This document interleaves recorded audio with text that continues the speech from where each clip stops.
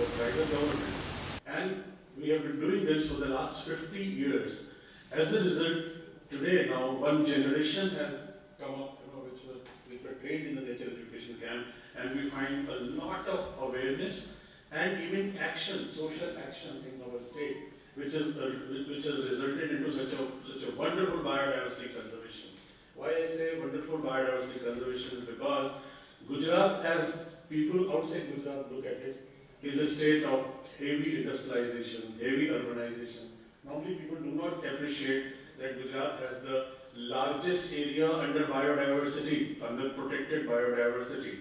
And all this comes that there is a lot of activism in the field of environment, in the field of this thing, which is in the field of biodiversity, because the biodiversity education was a part of formal, little bit of formal structure of the education and a lot in the informal structure. But the point I want to make now is this, that this is time when it should be part of the formal education structure right from the beginning. And the reasons I give is first, it is important that we sensitize people. It is important that we create awareness in the entire community. We cannot really look down upon this objective, because unless a person is sensitive, he will not biodiversity. Because people, if they are not sensitive, they will not come out of their houses. If trees getting cut, you have to come out of your house, you have to spend some time, you have to fight with the legal system, you have to fight with bureaucracy, and so many things. So sensitization and commitment is important. But the time, somebody said, very well said, that actually creates you aware of the problem, but doesn't make you a problem solver. So if you are part of the education system, if the students are learning about it as a part of their curriculum, then they will develop skills. They will develop skills to have sustainable development models where biodiversity is not harmed. So that kind of a thing can arrive if the students from the very beginning, from the childhood, are involved in various projects, are involved in various, formal education, they are involved in assignments, in group action, and all kinds of things. I have a little bit of experience because I am in the formal education institution where I am doing this. And it's very, very amazing that how students can really be part of the problem solving now. They are very imaginative, they are very creative, and this is what needs to be done very, very urgently. I do not mean to say that whatever nature education or biodiversity education or awareness creation efforts through nature education programs, through media involvement, through social media involvement, through all those things that must go, because the entire community has to be there. But we need to raise a band of students who are academically involved, professionally involved in solving this problem. And that can come if the formal education system has a real laid down curriculum from standard 1 to maybe standard 12 or maybe in higher education as well. And we need to have not only students in various classes doing this, we will also require teachers who are trained about biodiversity. It's a very, very tough job, not very easy, and it will do wonders.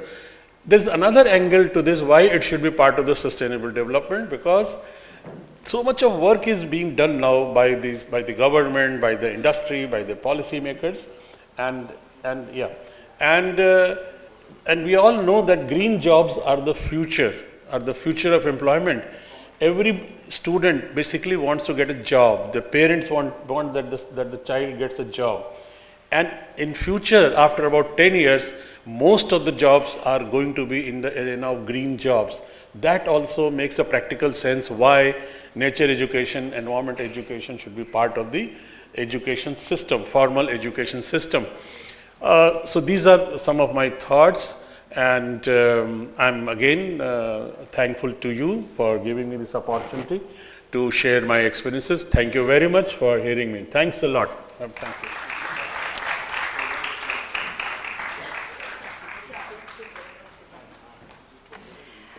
Thank you, Dr. Pandey, very much. And now I'll call Dr. Jim, if you would come, or you can stay where you are.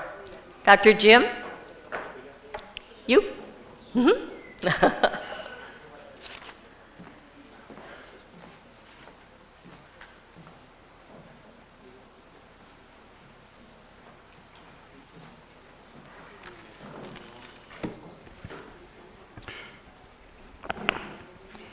Well, greetings everybody, and it's wonderful to be here. There are many people who couldn't be with us today, and I'd like to read you a message from two people. It's very brief, so just bear with me. One of the greatest academics living at the moment in education for sustainable development is Professor Haile Sisitka. She's an African academic, and she had this to say. By the way, I asked her to send a voice message, and she got too shy. So she sent a written message. Forgive her and forgive me. This is from Haile. These are her words. Please just share all my best with everyone and congratulate Kartikaya and CEE on 40 magnificent years. I'm so sorry not to be there, but I'm holding everyone in my thoughts and hope you all have a great time together and hope to visit India again soon. Greetings to all, Haile. Thank you. The second one was from Robert Donoghue, a colleague of Haile, and he said, when I sent him a picture with Prof. Barucha, what great dialogues are happening now in India at CEE. Guys, we're having great dialogues.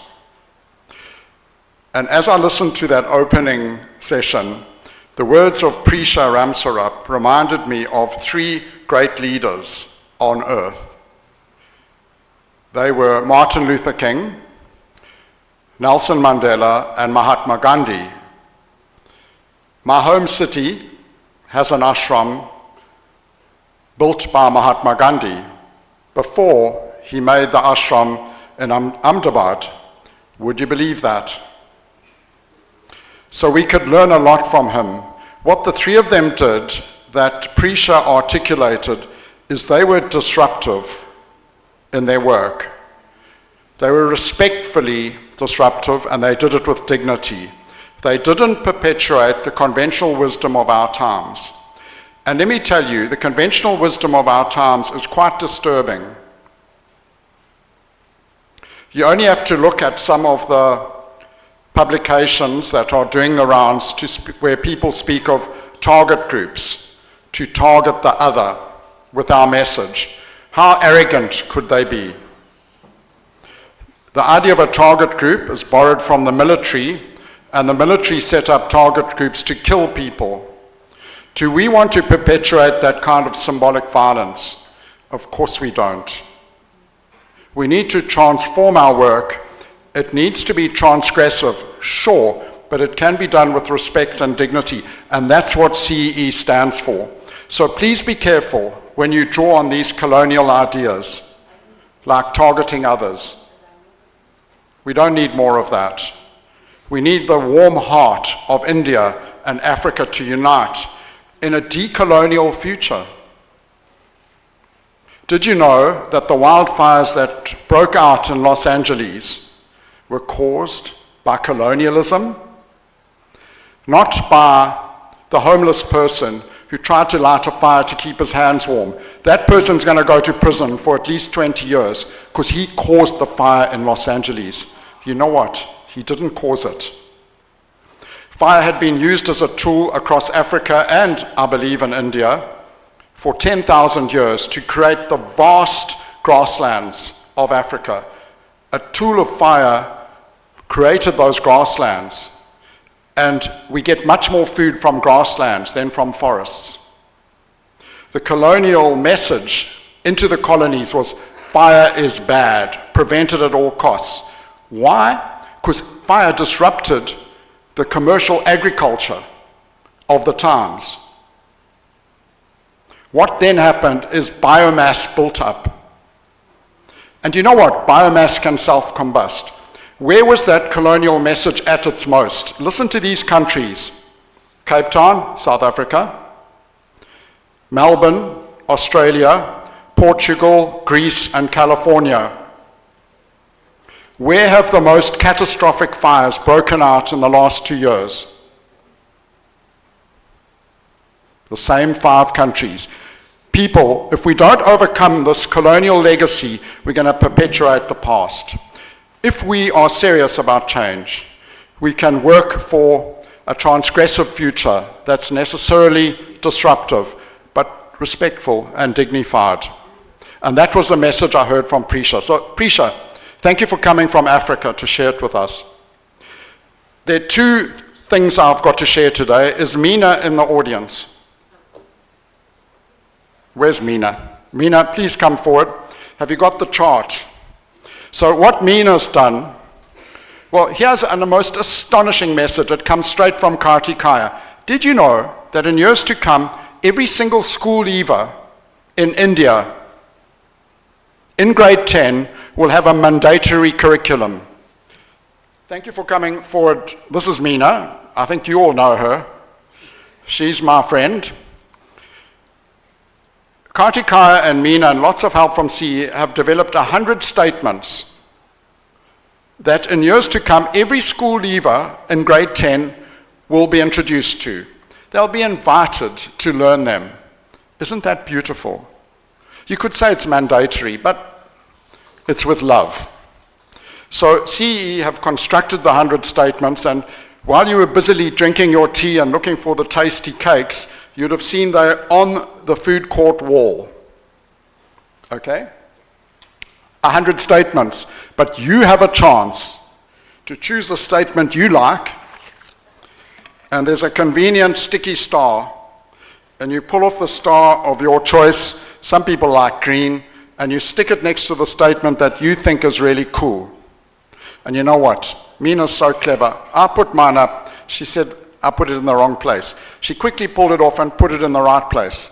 So it's a flexible form of education, and it's very responsive. If you have another statement that's missing, please, there is a pen, a Koki pen, and there are bits of paper. And you just write your statement on and you stick it on. Okay, this is an interactive exhibition that is living.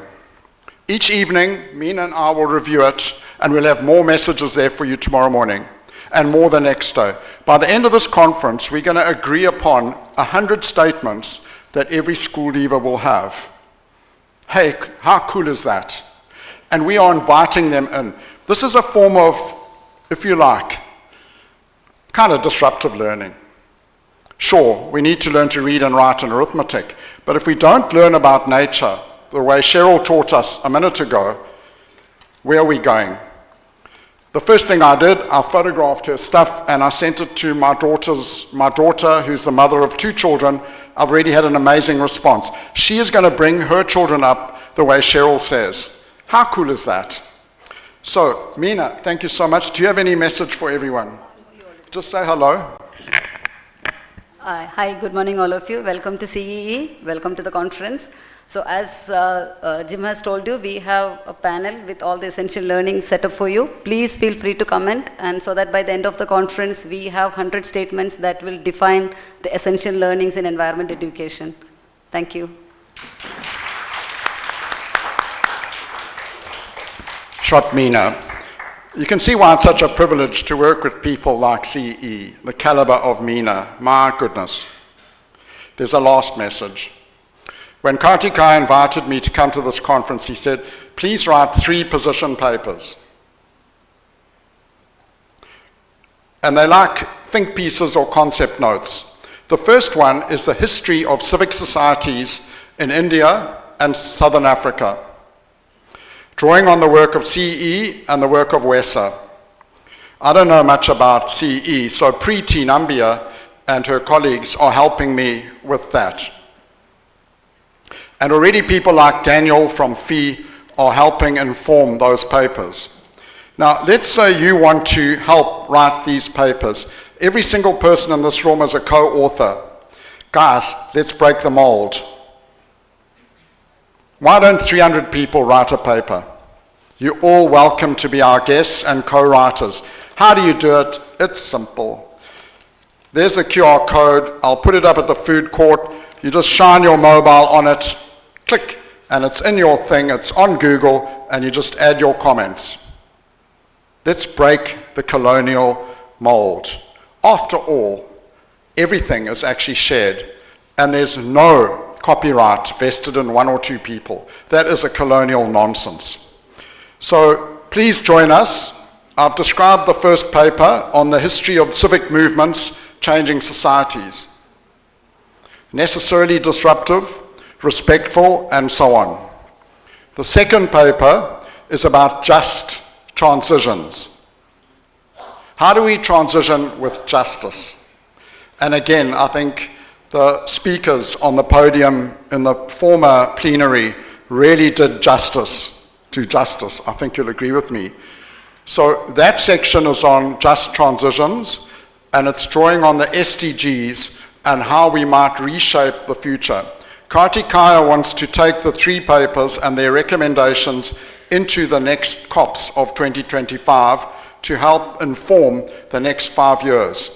There's a huge divide globally at the moment, and it's kind of scary. On the one side, you've got all the environment knowledge and the science. Everyone knows how bad things are. On the other side, you've got people, and what people are learning about, and you've got human rights and so on, and that's good.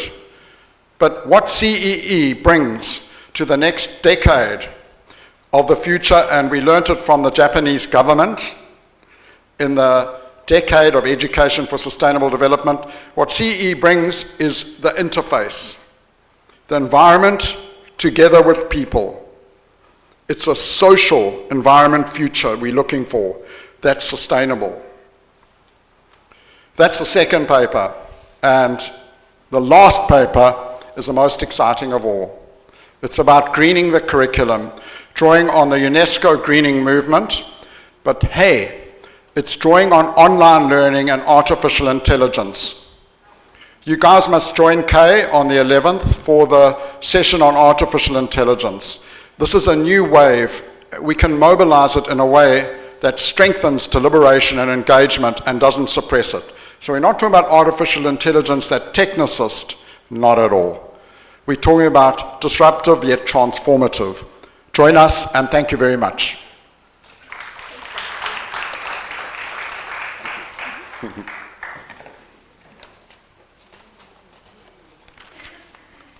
Lots of things to take away. That's fine, Dr. Baruch. Yes. Do you want to sit there or come up? Okay, very good. I'd like to welcome Dr. Barusha. Thank you. Oh, okay.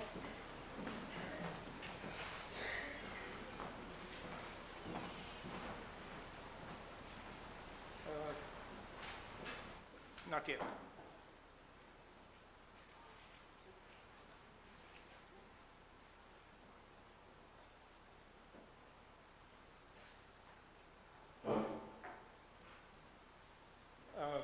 Thank you very much for having me here.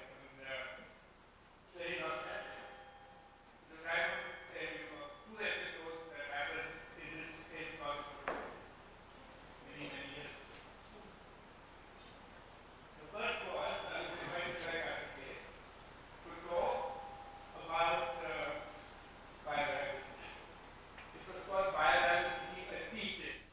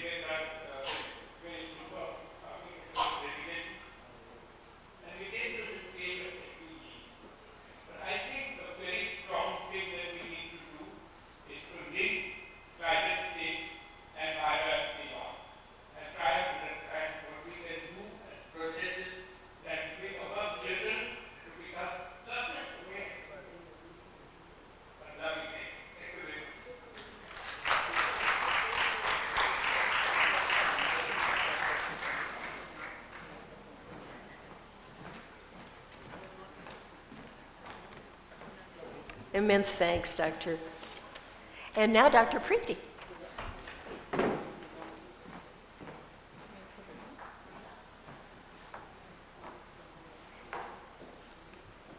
Hello, everyone. Can you hear me? Yeah. I'm going to talk about interpretation for biodiversity, conservation, and action. Can I have the next slide, please? Next slide. Yeah.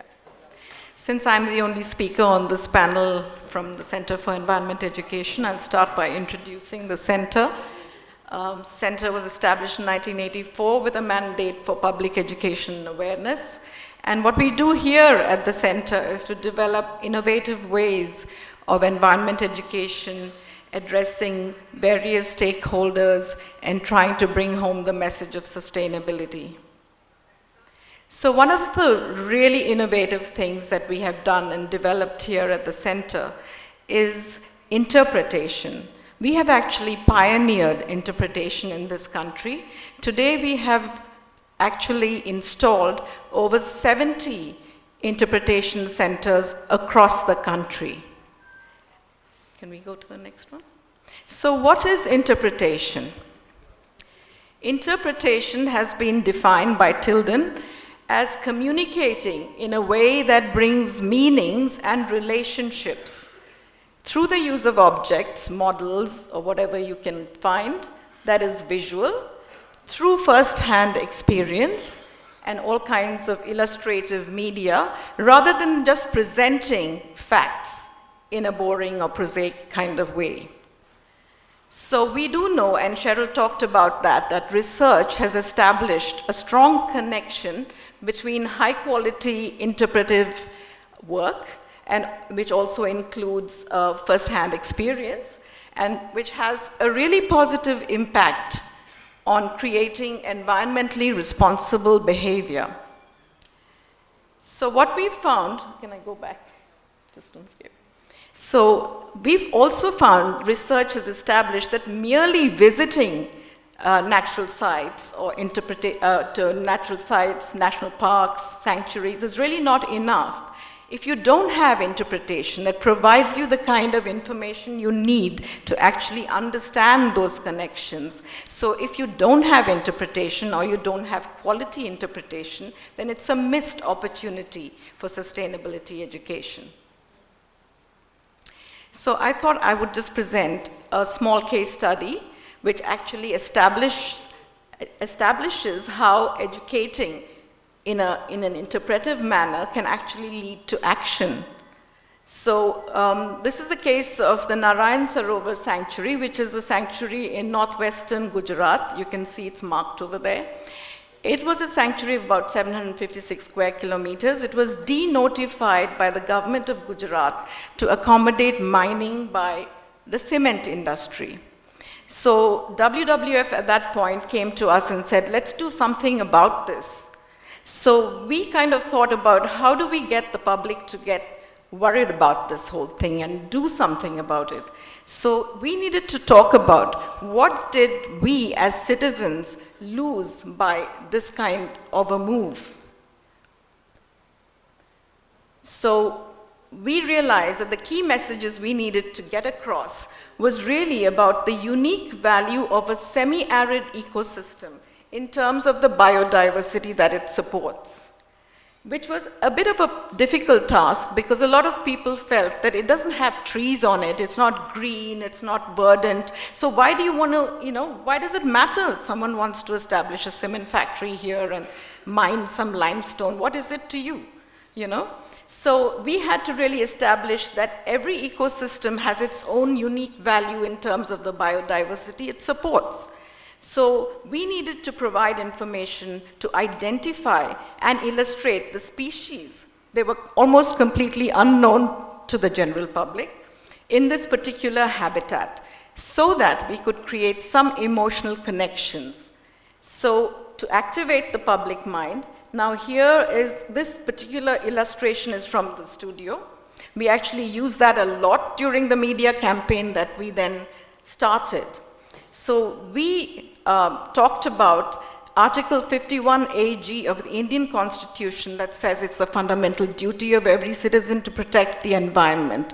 So we started this massive media campaign. We started with an article in the front page of the newspaper, the Times of India at that time, saying unmaking a sanctuary. And we actually used this particular illustration. And that caught the public imagination. Let me do the next one. So over 2 years, we ran a media campaign which included writing for mainstream media, and then we found that the public really responded by filing a public interest litigation in the High Court. So this got all of the media, mainstream media, interested, and they started covering it as well. So we had regular reporting, and very often we also actually at CEE made films and documentaries. We actually made a film for countrywide classroom for UGC as well on Narayan Sarovar. And I was also invited on to shows like Maneka's Ark to talk about this particular issue. So we had, and we also wrote for Frontline, so it became a major issue. So we actually achieved something through this. The High Court struck down the notification and brought us all, including the cement factory and the government, to a negotiating table. We did lose a large part of the sanctuary, but the majority of it was preserved. So that's an example of what can happen if you create those emotional connections. So basically, presented in a simple and powerful way, you do need, though, to understand that not everyone can do high-quality interpretation. It does require a multidisciplinary team with the necessary skills and expertise to actually do this kind of communication. And to actually do I'd call interpretation as a comprehensive product, which is basically customized to meet that particular objective. So what we did at the center was to create those facilities and that multidisciplinary team to do this kind of work. We have graphic design, exhibit design, screen printing, workshop, all these facilities at the center, which enables us to roll out this entire interpretive program. So we do high quality dioramas, models. We basically appeal to the visual senses of the public. So they get interested, they get to see what these, different species look like in real life, as close as it can be. Some of the examples of the work that we have done, these are all the models made at the studio. We also do films, documentaries, publications, and we've been doing that over time. We've done this, as I mentioned, the UGC Countrywide Classroom, Narayan Sarovar Sanctuary. We did a film on the unique values of the semi-arid ecosystem. We also have done a film, this was in 2005 at the launch of the decade, on understanding the concept of education for sustainable development. So that was also some sort of pioneering work that we've been doing here at the center. That's about it. And I also wanted to mention that we are having a workshop on interpretation tomorrow. So I invite all those who are interested in talking about how to create effective, impactful public communication strategies to come join us. Thank you. Excellent. Mr. Yeah. Pasindu. Yeah.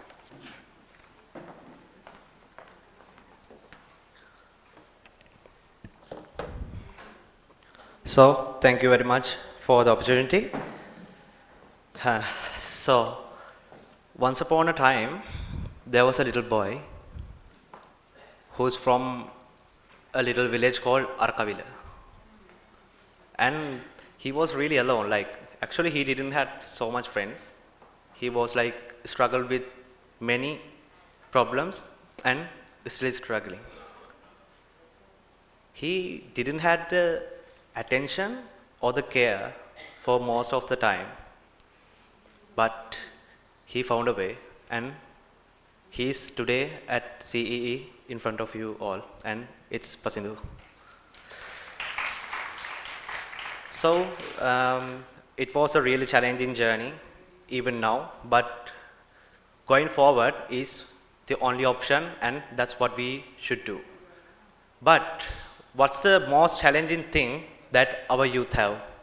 Because they don't see a clear path to go and succeed their dreams. In Sri Lanka, the scenario is really struggling. Like people who study biology stream just see MBBS. People who are good at maths looking for engineering. These are some common problems when it comes to Southern Asia, I would say, but we have to overcome them. So that's why even we gathered like this and doing these initiatives.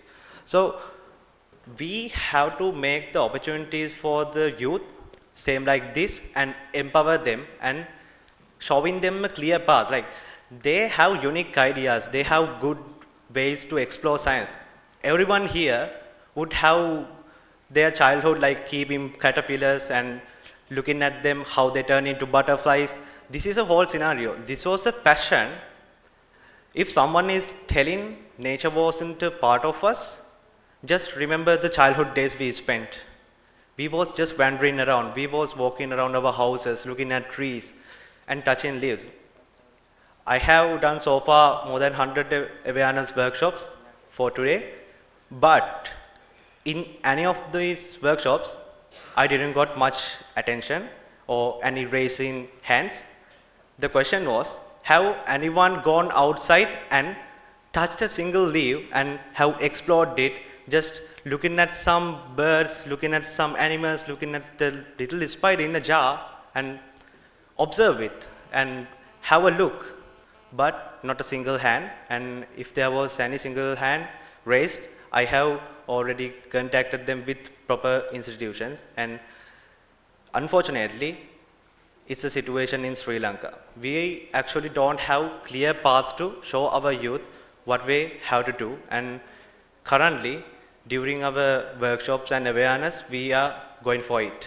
So I asked the same question at my school, Komaga Mahinda Rajapaksa College, and I was telling them there are these kind of fields, not just ecology, biodiversity, there are astronomy, psychology, there are so many fields, but they just interested about MBBS, and that's a nonsense, right? But they have to look for the opportunities same like I did. But it's most of the time we should be privileged, we should have the chances for it, but going and exploring had been a great difficulty for this matter.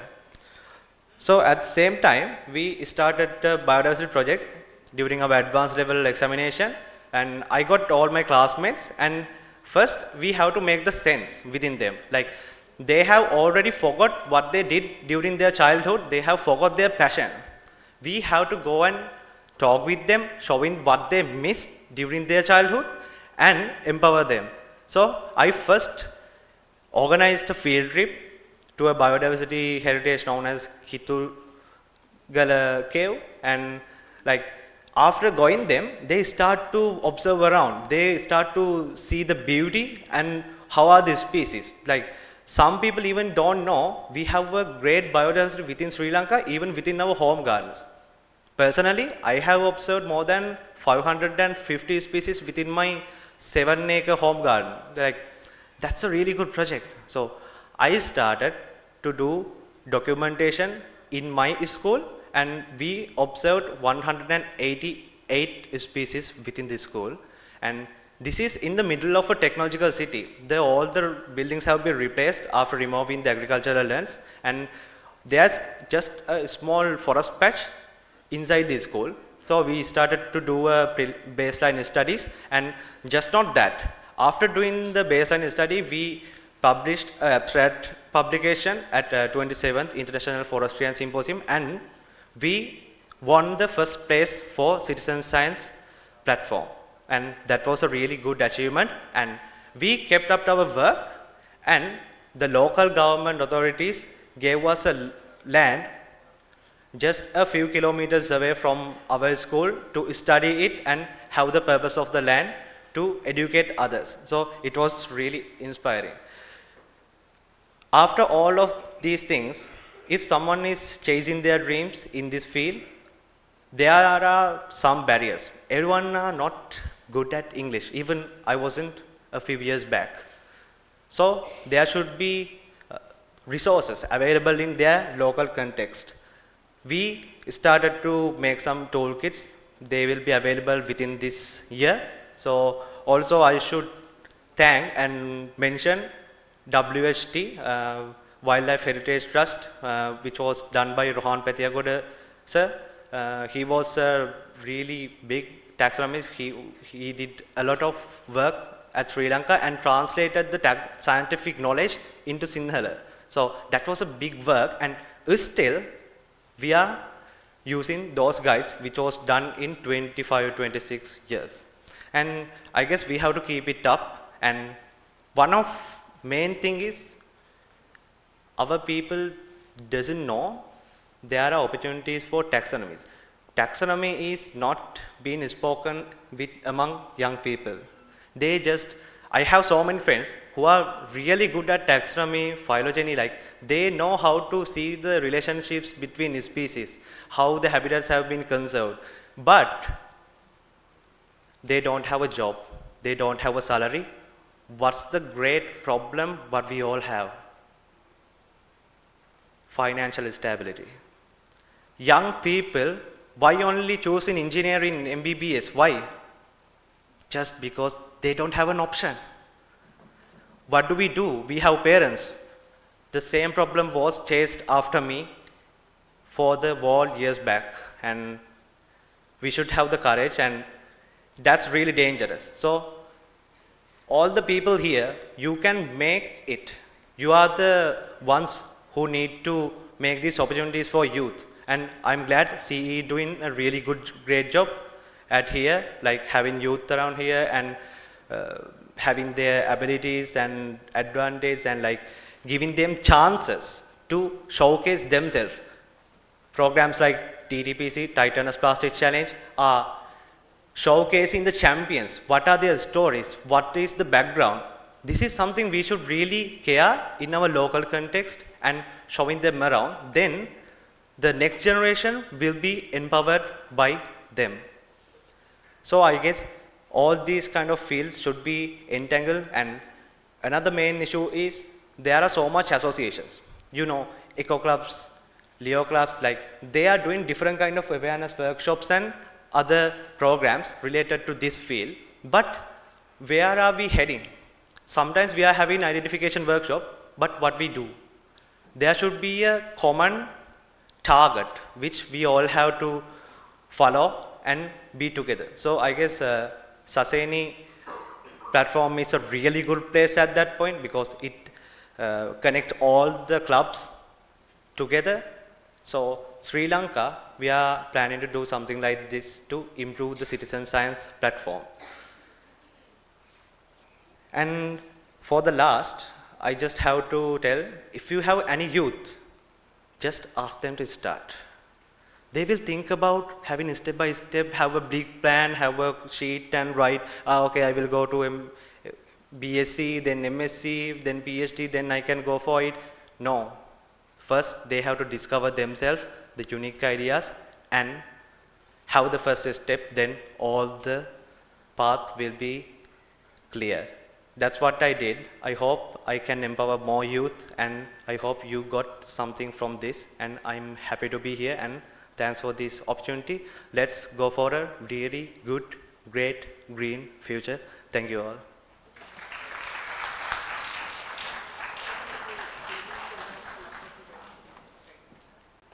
I think other than some brief closing remarks, very brief, the next aspect of our program is an announcement from the World Wildlife Fund of India. Is there someone here to make that presentation?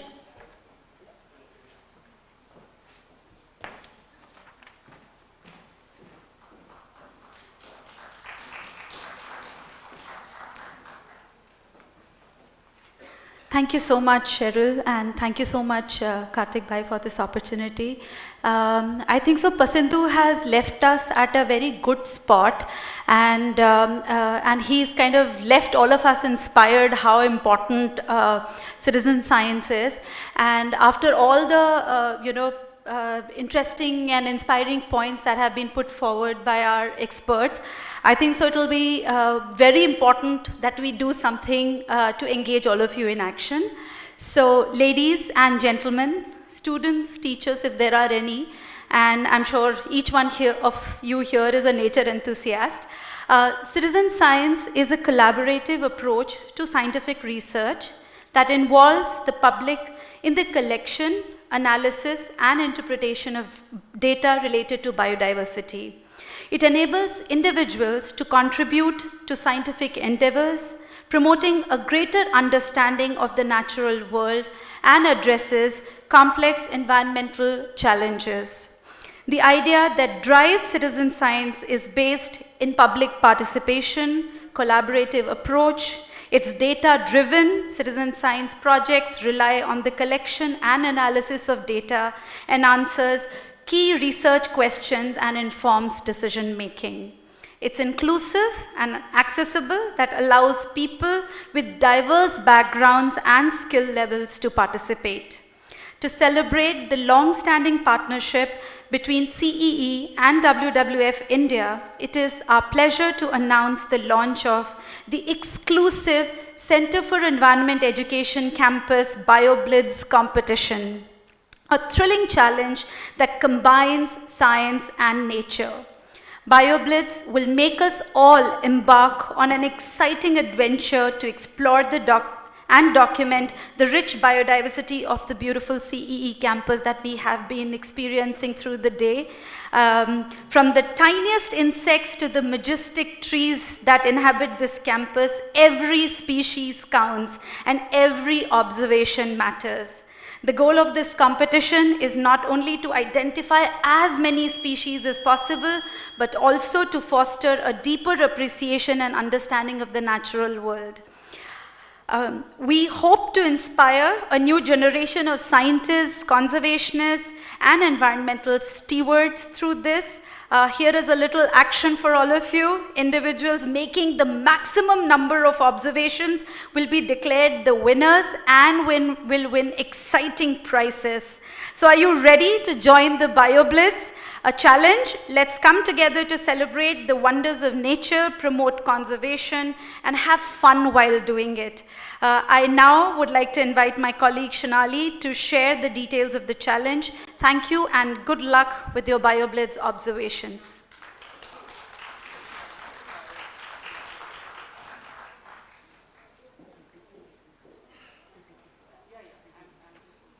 Thank you, Neha. Good afternoon, I'm Shonali. I'm also from WWF. So we're really excited to launch this Blitz. Can I just see a show of hands if anybody has done citizen science before? Okay, great. And if anybody knows what a Blitz is? Oh, okay, great. So let me just tell you what a Blitz is. So citizen science is a format through which ordinary citizens can make extraordinary contributions to science by simply contributing observations of nature around them in their neighborhoods, backyards, RWAs, schools, campuses, anywhere. You don't have to go to a national park or for reserve forest or anything. So the barriers for entry are very, very low. We have children as young as 8 years old contributing to these platforms. And so what I have up here is, this is how I always start. This is the image of the scientist that I think we all grew up with. And next slide, please. But today, next slide, please. Today, these are the scientists who are contributing on citizen science platforms. All it takes is the internet, your phone, and basically the inclination to see and hear the things around you. So how we'll do it? Next slide, please. So how it works is, there are many apps. We are going to do it on iNaturalist over the next 2 days. And it's as simple as you find wildlife. So it can be trees, birds, insects. You don't need to be able to identify them. You just need to be able to click a photo and upload it on iNaturalist. So find wildlife, plant, animal, or any evidence of life around you. Take a picture from your phone and share it on iNaturalist. It's as simple as that. So how we do it? So a blitz is a concept of an event where it's a designated period of time, like it could be 1 hour, 2 days, 3 weeks, any period of time. For the blitz here, we have taken 2 days, today and tomorrow. And for these 2 days, all of us together will try to contribute maximum observations on the project on iNaturalist. So here are some QR codes for joining the project. Yeah, we have also pasted these codes all around the campus. So in case you see something and you want to contribute, you can immediately scan and do it. I will also be here today and tomorrow, and I'm happy to give you all demonstrations of iNaturalist on your phone, one-on-one. It's extremely simple. Could you have the next slide? So here, the step 1 is to download iNaturalist. I'm just going to pause for a second on this screen. Sure. Okay. So first is to download iNaturalist and then join the project. The QR codes for this are pasted around. You know what I look like, so you can identify me and I can help you do it on your phone. Next slide, please. Okay.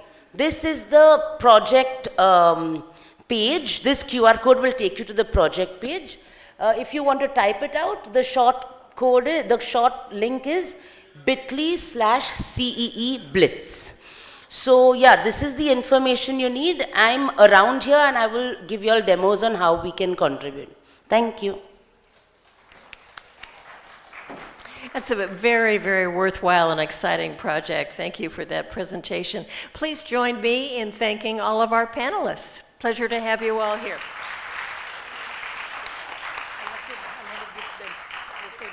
Okay. There's just a moment more. Continue, I'll just wait. While you're thanking. All right, all right. Well, I think actually, we're at a place now where it is simply time to adjourn, but there's a thank you to each of the speakers that we'll take a moment to appreciate and acknowledge.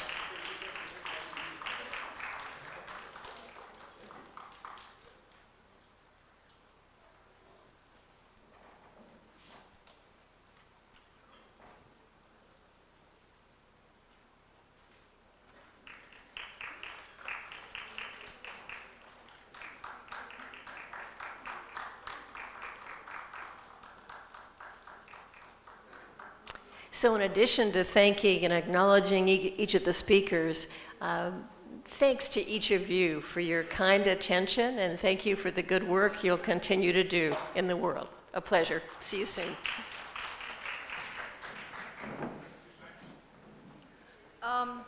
We are breaking for lunch now. Thank you to all the panelists, and thanks Cheryl.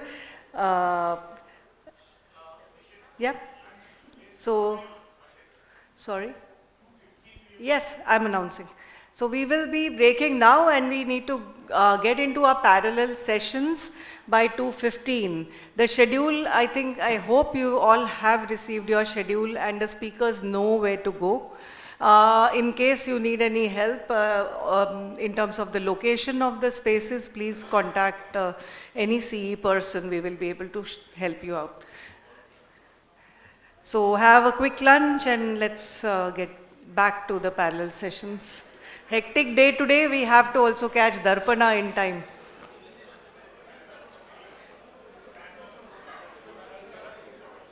Oh, there's a group photo. So panelists, please be there. We need a group photo. Preeti?